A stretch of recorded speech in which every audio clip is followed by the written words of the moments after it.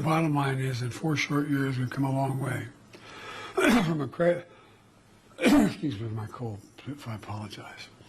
From the crisis we inherited, we not only beat the pandemic, we broke from the economic orthodoxy that has failed this nation, in my view, for a long time, a theory that led to fewer jobs, less economic growth, and bigger deficits. I had a fundamentally different theory. My theory was the strongest economy is built from the bottom up and the middle out, from the middle out and the bottom up, not the top down.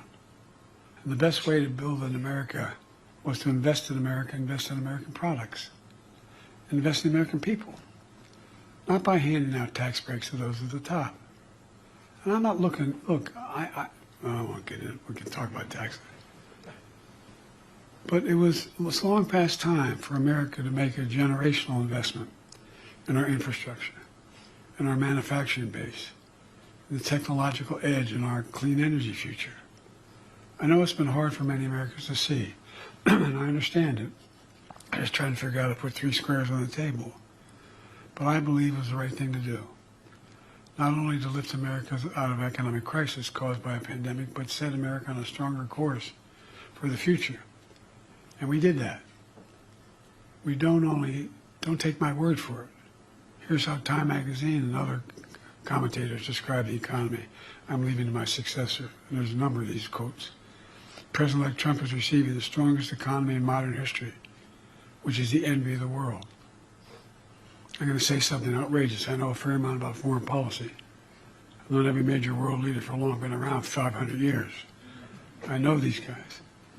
And I don't know anybody who wouldn't change their economy with ours. Can you think of one, any major nation? Says, I want to trade. I don't want to trade. I'll keep mine. I like what I'm doing. Let me close with this. By all accounts, the incoming administration is determined to return the country to another round of trickle-down economics and another tax cut for the very wealthy that will not be paid for, or if paid for, it's going to have a real cost, once again causing massive deficits or significant cuts in basic programs from healthcare, education, veterans benefits.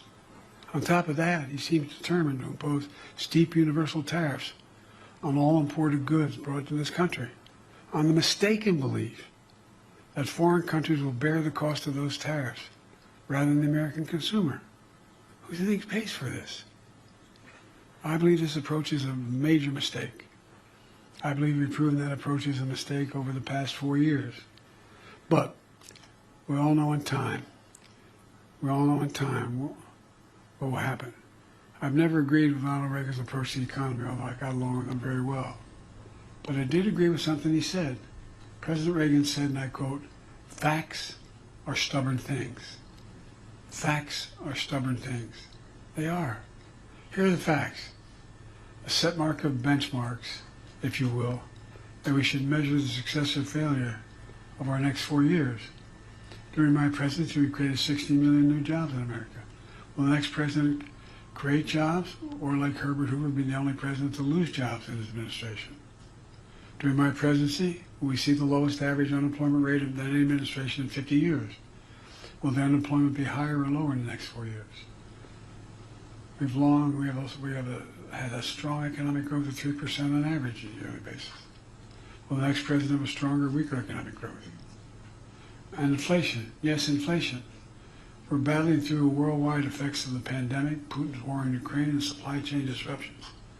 I'm meeting the next president with an inflation rate that's near 2%. Where will inflation be at the end of the next president's term? Look, these are simple, well-established economic benchmarks used to measure the strength of any economy, the success or failure of any president's 4 years in office. They're not political or rhetorical opinions.